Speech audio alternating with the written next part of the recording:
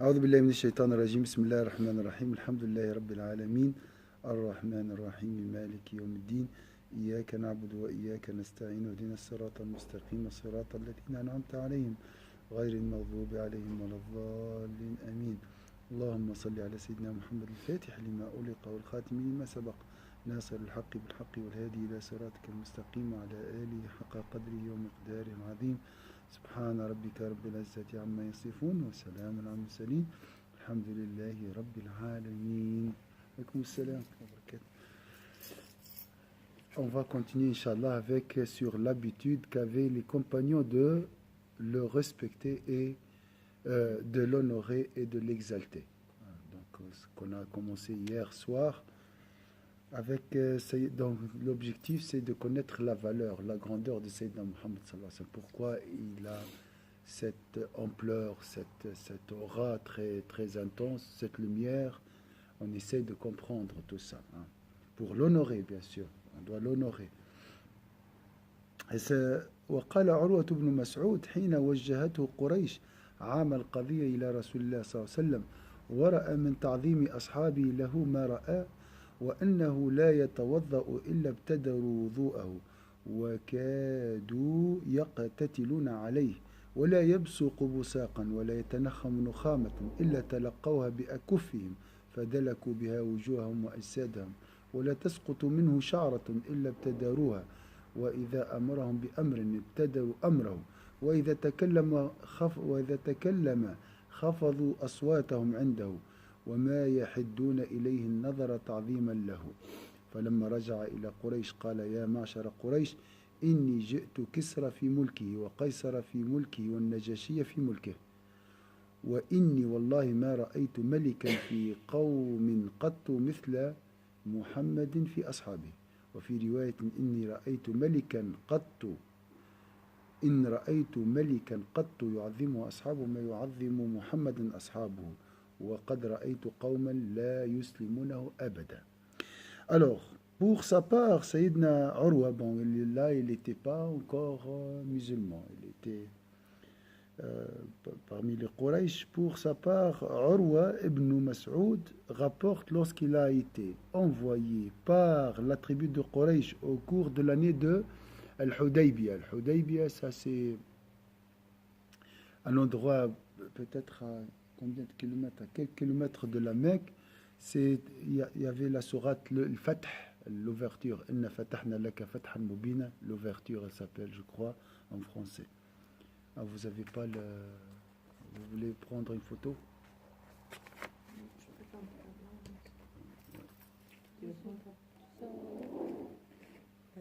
Après, mettre juste le groupe comme ça, c'est plus facile pour vous. Ou bien c'est peut-être elle est déjà mis, hein, hier. J'ai vu. Oui, hier, oui. C'est ce que vous avez fait hier soir. Oui, c'est la suite. Ouais, Déjà, vous avez, oui. Vous avez. Ça c'était hier. Non, ça, c'est autre hier, chose, non Valérie qui avait fait. Elle a pris juste les 2 pages que vous avez fait hier soir, non? On n'a pas fini. C'est sur l'habitude. Tu peux prendre. Cette page-là. Ces 2 pages. Celle-là aussi.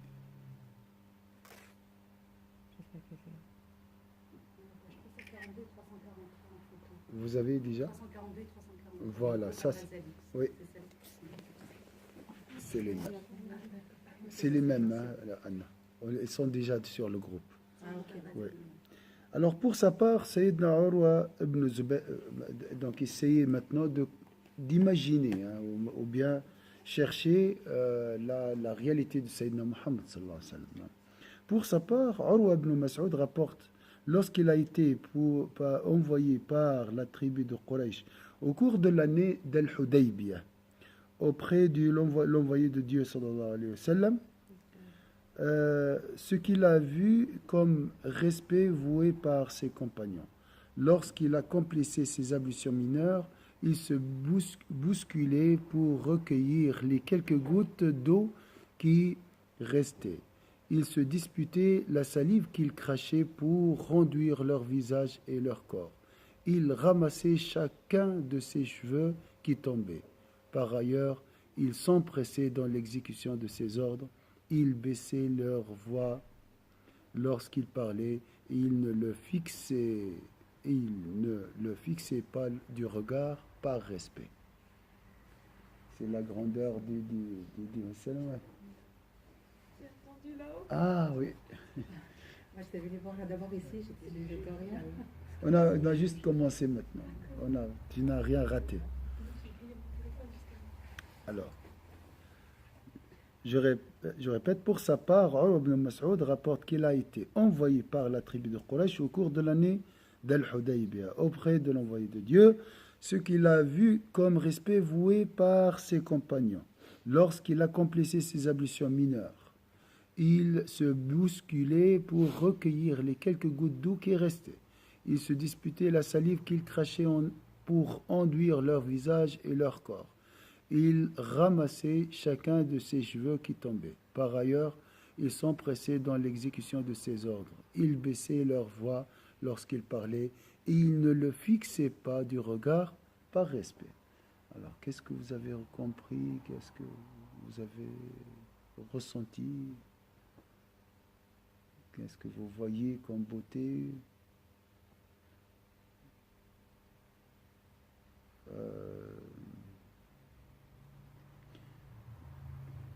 Qu'est-ce que... C'est un immense respect. Quoi. C'est quelque Beaucoup chose de qui- respect pour le prophète. de nos jours, on ne verra plus jamais. On ne verra plus jamais. Quoi. Oui. Donc, c'est quelque chose de très beau. Il y a la beauté. Pourquoi ce respect au prophète sallallahu alayhi wa sallam? On a parlé hier, si vous avez vu le cours, il y a la beauté, il y a la lumière, peut-être. Hein.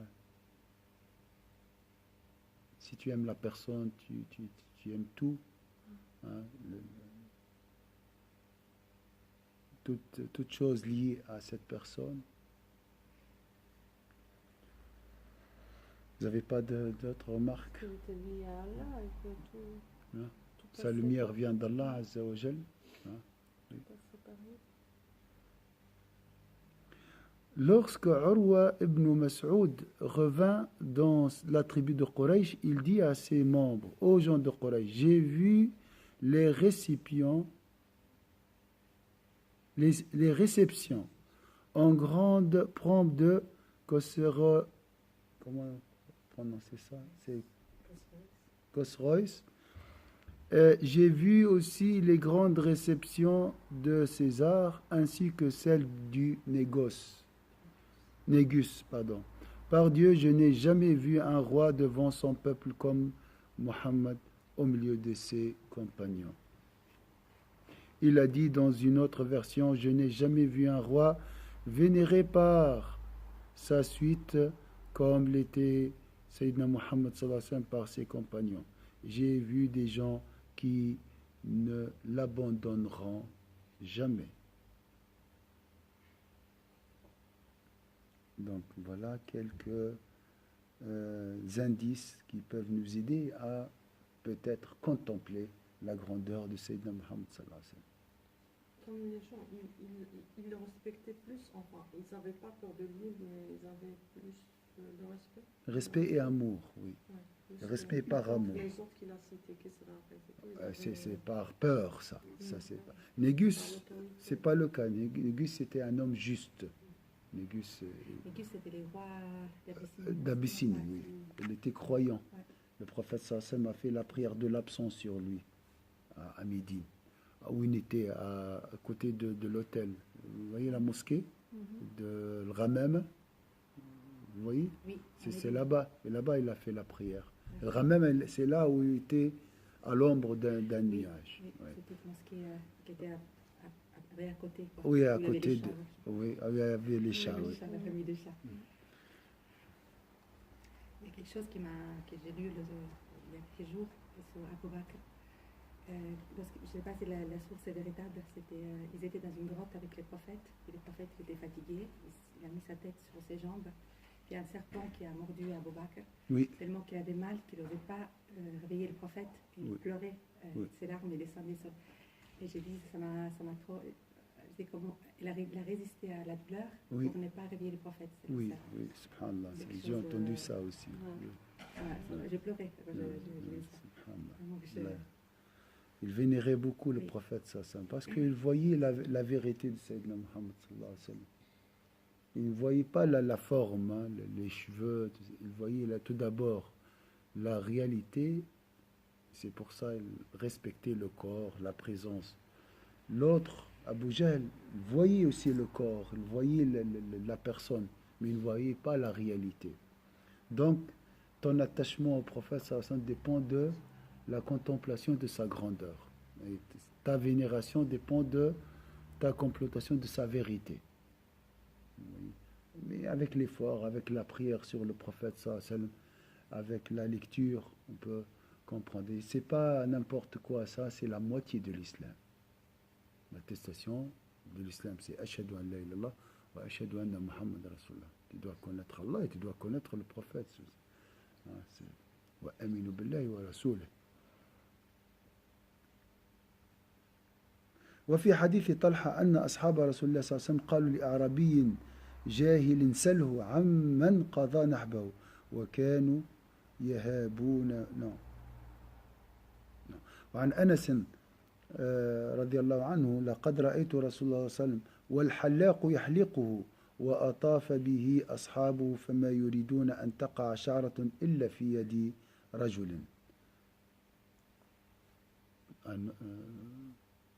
De même, Anas rapporte ce détail. J'ai vu le coiffeur qui coiffait l'envoyé de Dieu sallallahu alayhi wa sallam, et ses compagnons autour de lui ne rataient aucun cheveu qui tombait. Donc, ça aussi, c'est toujours lié à cette vénération, à cette exaltation. Est-ce que vous avez une remarque?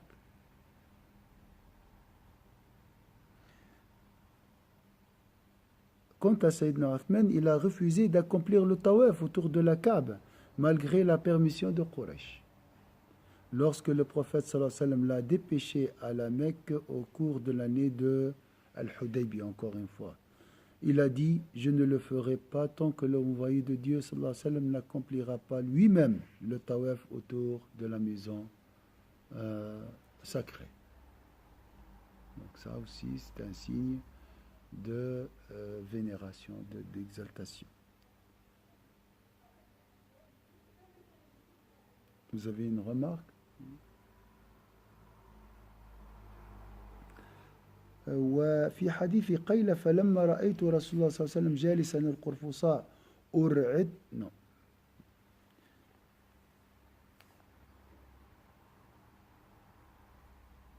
Alors, ici,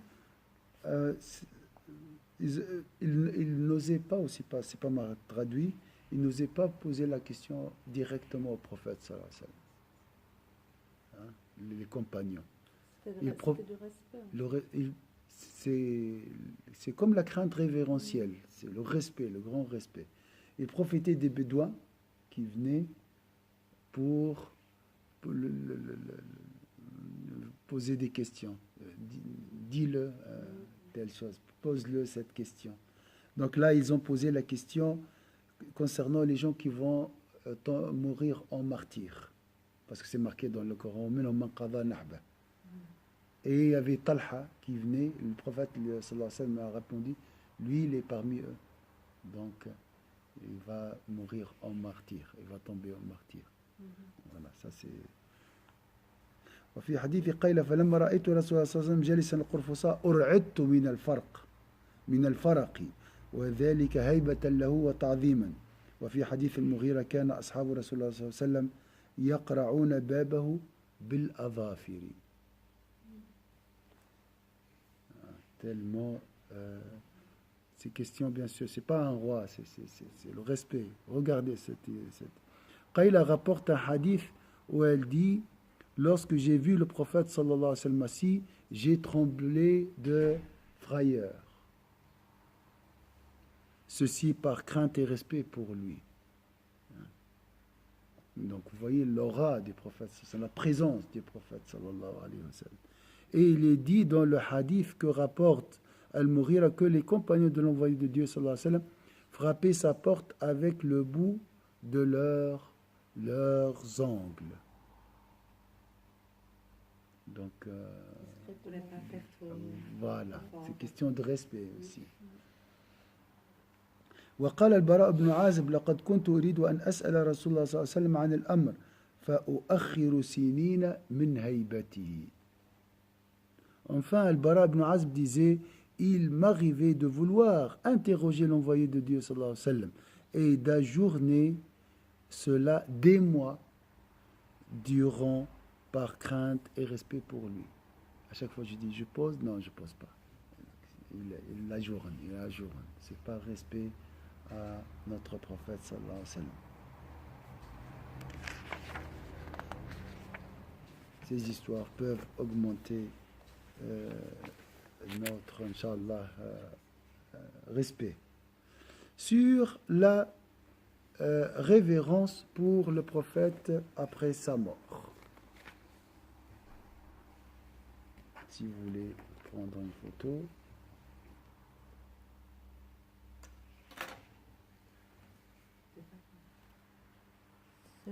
Celui-là. Oui. De 44-45.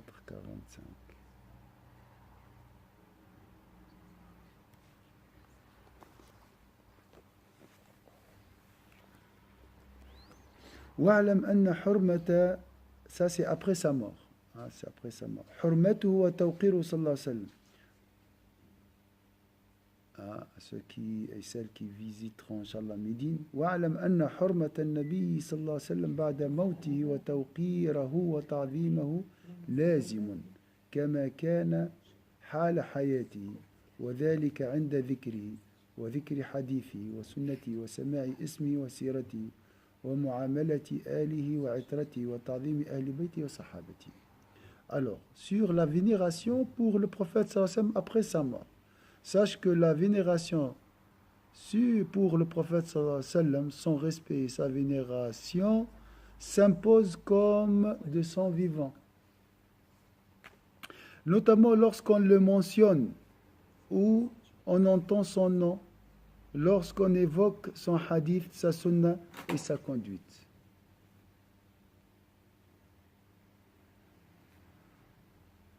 Il y a du travail.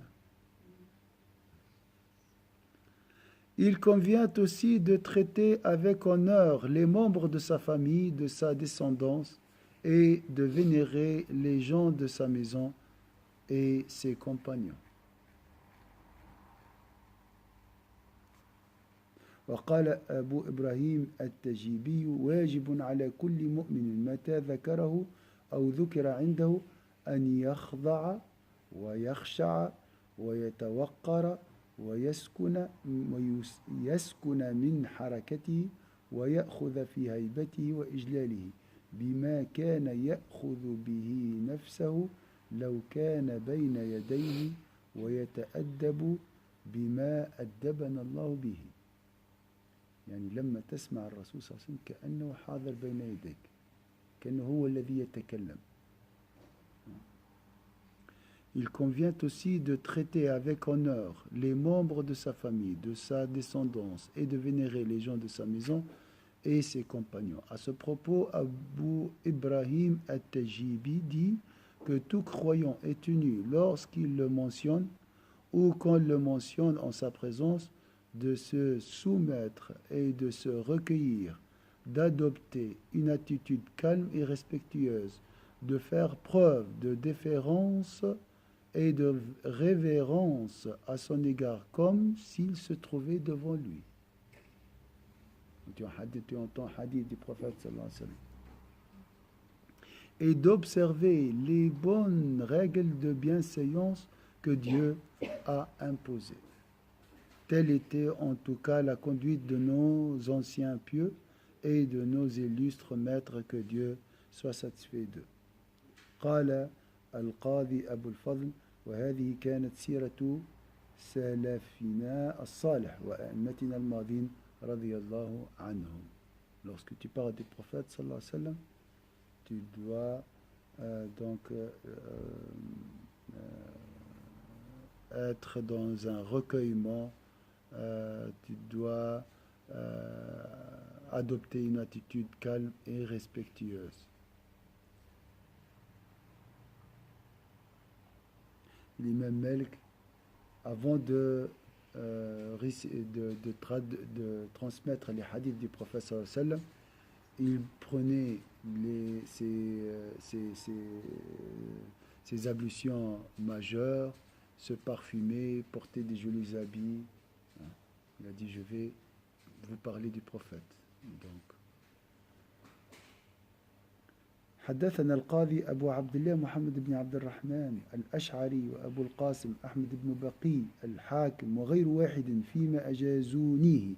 Et ça, c'est grandiose. Hein, قالوا أخبرنا أبو العباس أحمد بن عمر ابن دلهاف قال حدثنا la chaîne de transmission.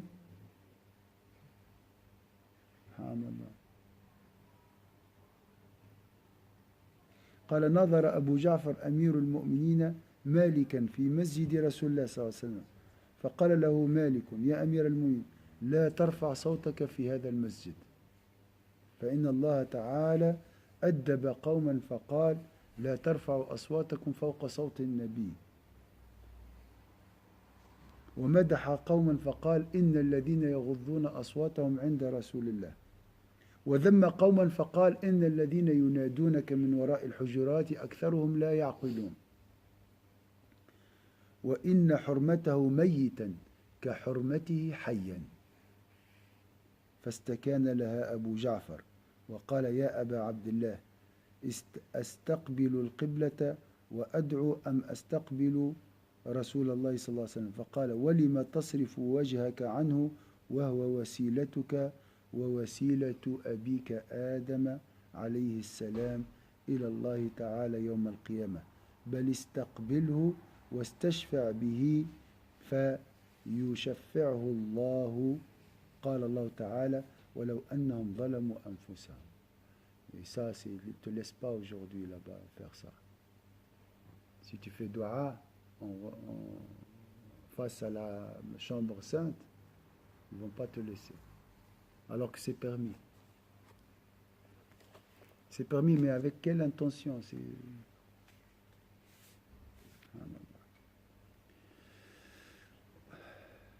Alors on va lire, après on va faire des commentaires.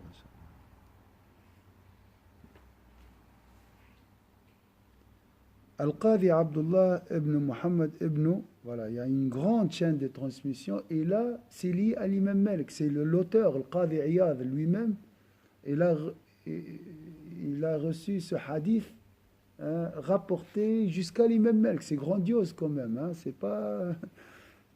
Un grand savant, c'est Al-Qadi Iyad, un grand savant. Donc, jusqu'à Ibn Humayd qu'il a dit ceci. Au cours d'un débat dans la mosquée de l'envoyé de Dieu avec le prince des croyants, Abu Ja'far al-Mansour. Abu Ja'far al-Mansour, c'était un grand tyran, hein, un grand tyran de l'islam. C'est un homme très injuste. C'est lui qui a torturé l'imam Malik, hein, qui l'a emprisonné. Les vrais savants qui s'opposent aux tyrans. Hein. On a parlé de lui, hein. Vous vous rappelez dans le cours sur les imams. L'imam Malik a dit: ô prince des croyants, n'élève pas ta voix dans cette mosquée, car Dieu, qu'il soit exalté, a corrigé certaines personnes en disant: ô vous les croyants, n'élevez pas la voix au-dessus de celle du prophète. Bien, c'est presque 100 ans après le départ du prophète. Ça.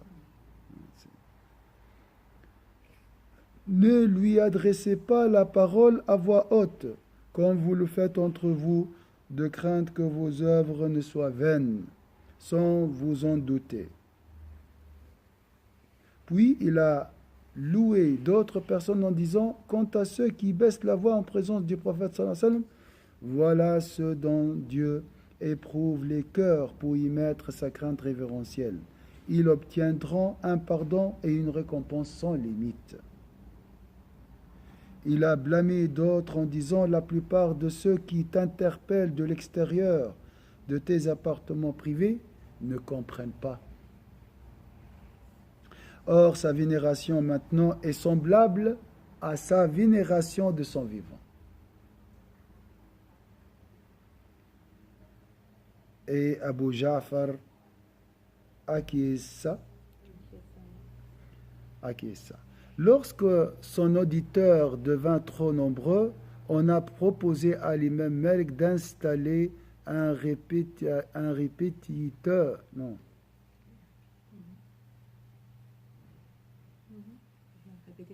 Oui, oui, mais il manque quelque chose. Et pourquoi il n'a pas traduit ça? Je ne sais pas pourquoi ils n'ont pas traduit.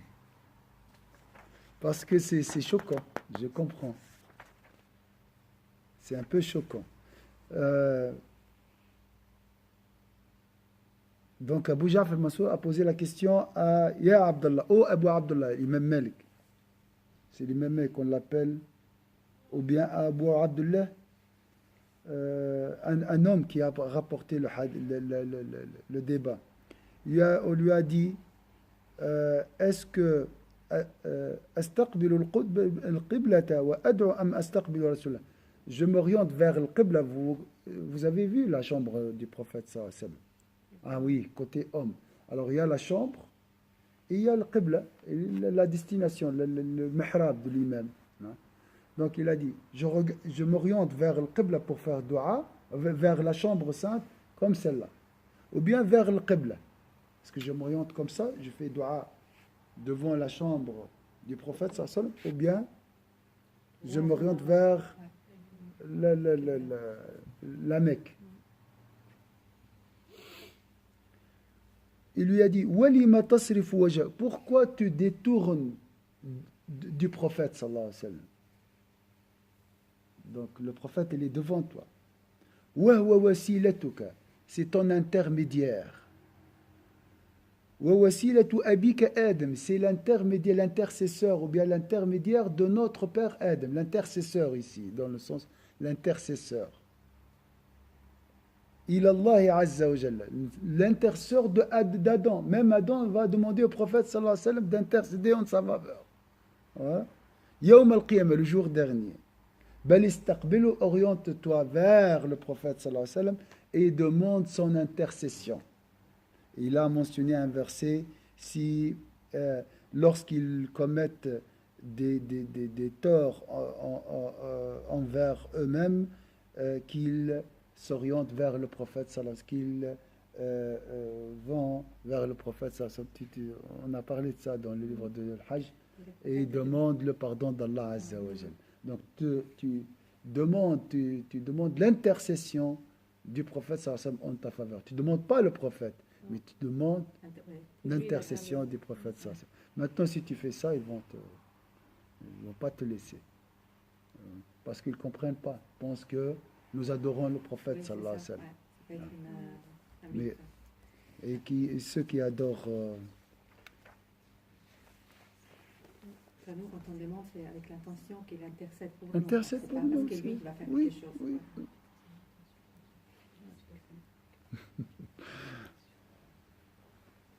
Il s'est permis de demander l'intercession de Trump et d'Israël. C'est permis, ça. Y a pas c'est halal, ça. Avec le fatwa aussi. Vous voyez? Ça, il ne regarde pas. Mais le prophète, oh là là. Subhanallah.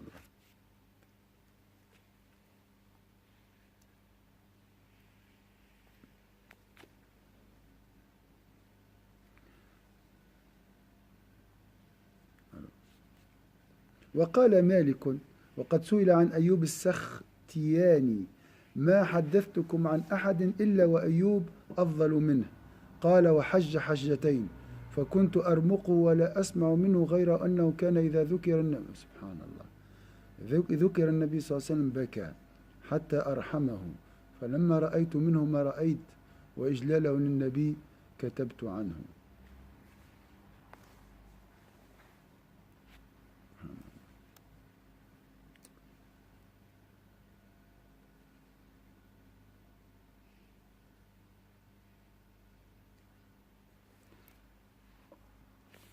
Est-ce que j'ai ce... Non. Lorsque son auditoire devint trop nombreux, on a proposé à l'imam Malik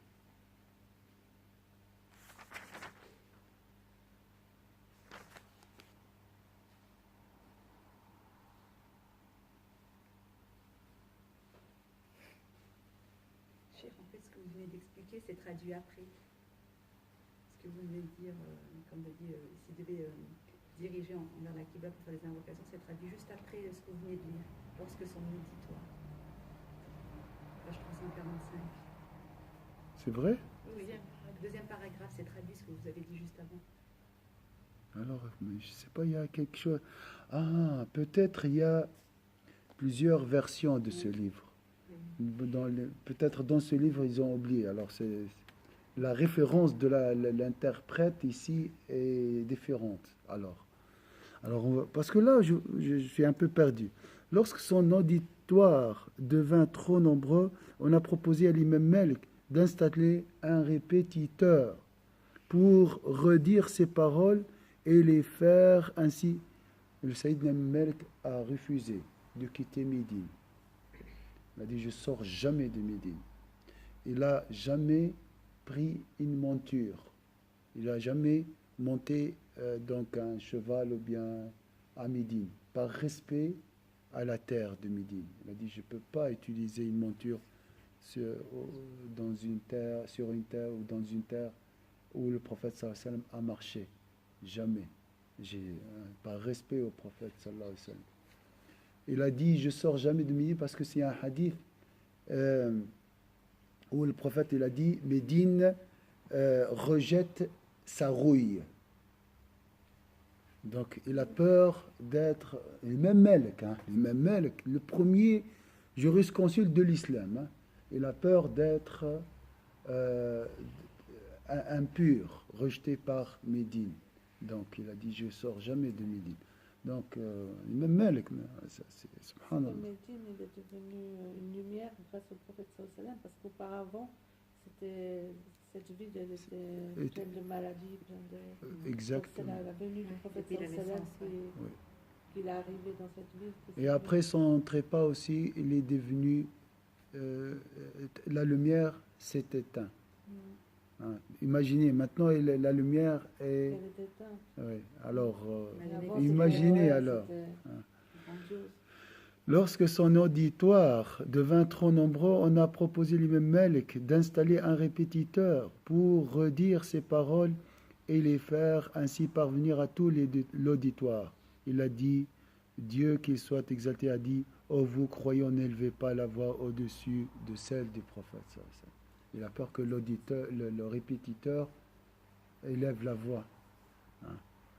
Or, sa vénération est la même de son vivant et après sa mort. Hein. Les hommes et les sœurs qui élèvent la voix, hein. Ça c'est contradictoire avec les règles de bienséance envers le prophète. Aujourd'hui, vous voyez les femmes qui crient, les hommes qui crient, malheureusement, ça c'est... Puis Abu Ja'far interrogea, dois-je me mettre en direction de la Qibla et faire mes invocations ou me mettre en face de l'envoyé de Dieu? L'imam Malik lui répondit, pourquoi détournerais-tu ton visage de lui alors qu'il est ta wasila, médiation ou bien intercession, et la wasila de ton père Adam, que la paix soit sur lui auprès de Dieu au jour de la résurrection. Tourne-toi plutôt vers lui et implore son intercession. Et Dieu te l'accordera. En effet, Dieu qu'il soit exalté a dit, si ces gens qui se sont fait tort à eux-mêmes venaient à toi en implorant le pardon de Dieu, et si le prophète demandait pardon pour eux, ils trouveraient sûrement Dieu prêt à revenir vers eux et à leur faire miséricorde. Sayyidina Malik, qu'Allah se satisfait de lui, dit également, lorsqu'on l'interrogea sur Abu Ayyub as-Sikhtiyani, il a accompli deux pèlerinages au cours desquels il donna des séances d'enseignement et il transmettait le hadith. Je n'y assistais pas, néanmoins, j'ai remarqué que lorsqu'on mentionnait le prophète sallallahu alayhi wa sallam, il pleurait. par vénération pour lui, au point que j'eus pitié de lui. Je me suis alors mis à recueillir son enseignement et les hadiths qu'il transmettait. Donc pour lui, c'est un signe que c'est un homme véridique, c'est un homme sincère. Lorsqu'il mentionne le nom du prophète sallallahu alayhi wa sallam, il pleurait. Mais ça, c'est après un siècle peut-être de départ du prophète sallallahu alayhi wa sallam. Donc ça, c'est le respect du prophète, la vénération du prophète sallallahu alayhi wa sallam après sa mort.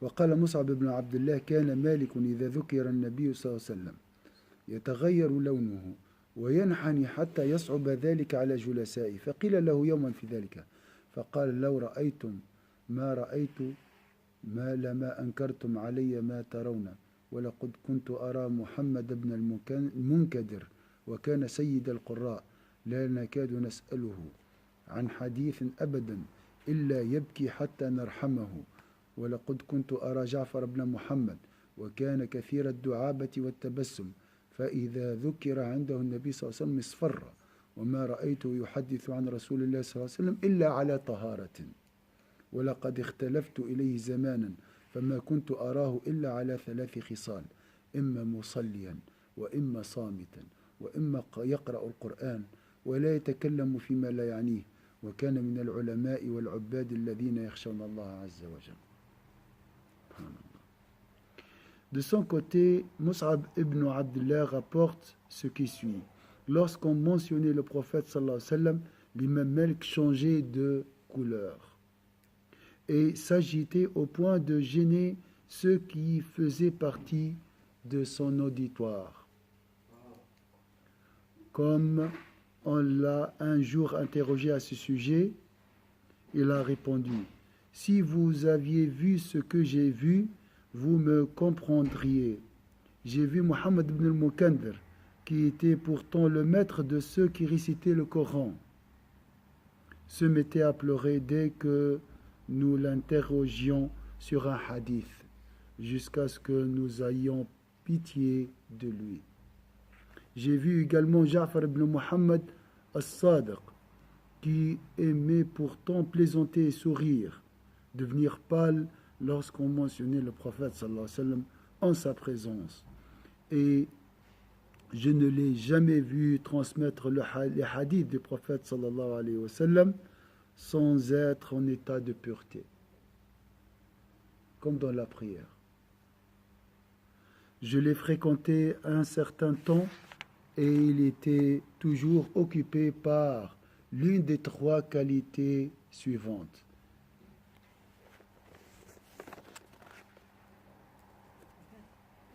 Vas-y, parce que moi j'ai pas su la faire comme il faut.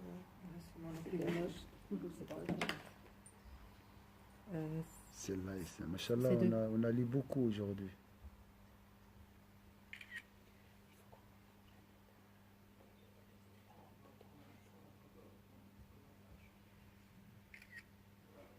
Peut-être pour arriver à pleurer lorsque tu entends le prophète sallallahu alayhi wa sallam, il faut suivre ce qu'il faisait. Il y a un travail avant. Hein, les larmes ne descendent pas comme ça. Alors qu'est-ce qu'il faisait Sayyidina Ja'far ibn Muhammad as-Sadiq était toujours occupé par l'une des 3 qualités suivantes.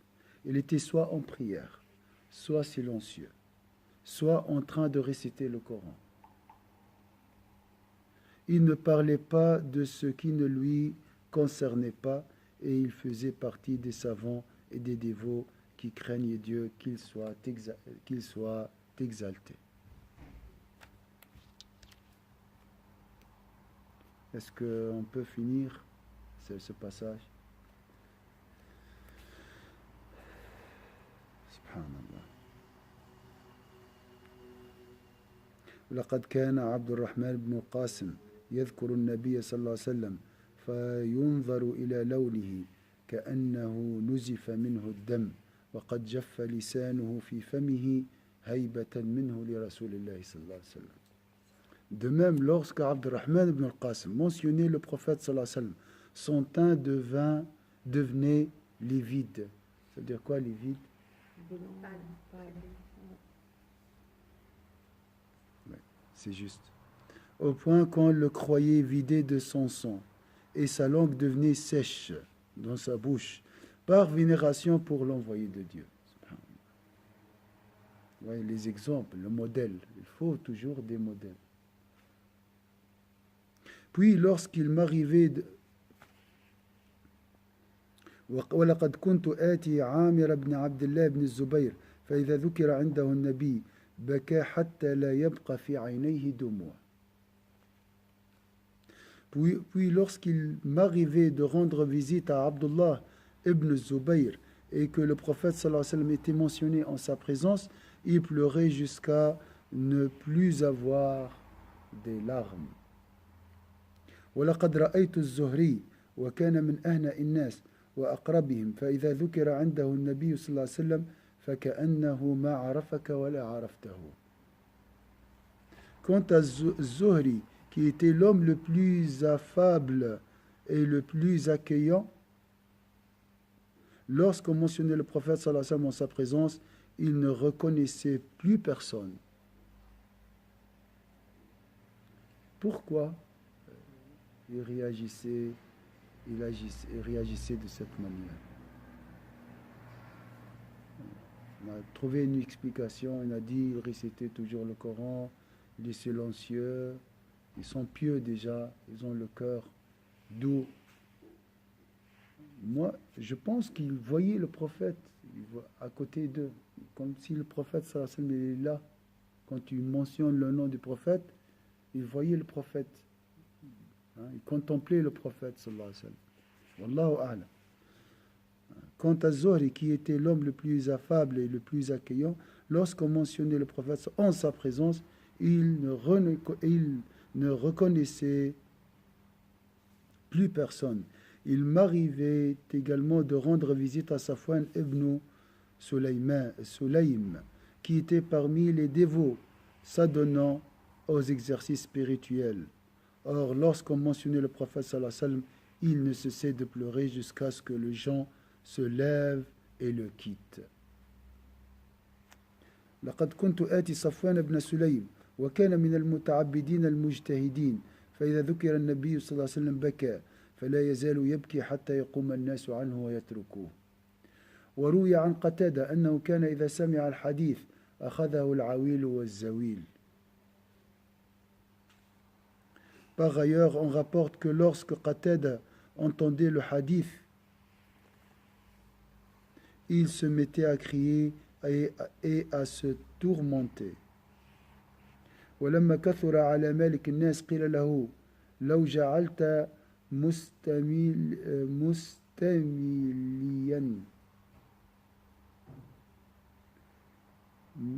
مستمليا يسمعهم فقد قال الله تعالى يا أيها الذين آمنوا لا ترفعوا أصواتكم فوق صوت النبي وحرمته حيا وميتا سواء. وكان ابن سيرين ربما يضحك فإذا ذكر عنده حديث رسول الله صلى الله عليه وسلم خشع. وكان عبد الرحمن بن مهدي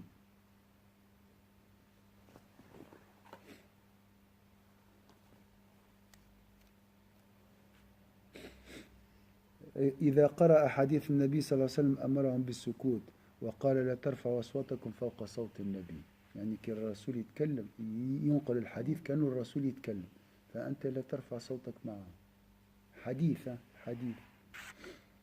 ويتأوله أنه يجب له من الإنصات عند قراءة حديثه ما يجب له عند سماع قوله. فلما ينقل الحديث كأنه الرسول يتكلم. كي تسمع الحديث قال كأنك تسمع رسول الله صلى الله عليه وسلم.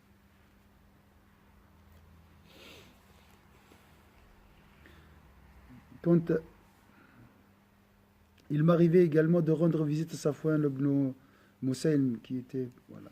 Par ailleurs, on rapporte que lorsque Qatada entendait le hadith, il se mettait à crier et à se tourmenter. Quant à Ibn Sirin, il lui arrivait de rire, mais lorsqu'on mentionnait le prophète sallallahu alayhi wa sallam, et leur donner le silence à son auditoire et répéter le verset, n'élevez pas la voix au-dessus de celle du prophète sallallahu alayhi wa sallam, en estimant qu'on devait l'écouter lors de la récitation de son hadith, comme on devait l'écouter s'il était présent.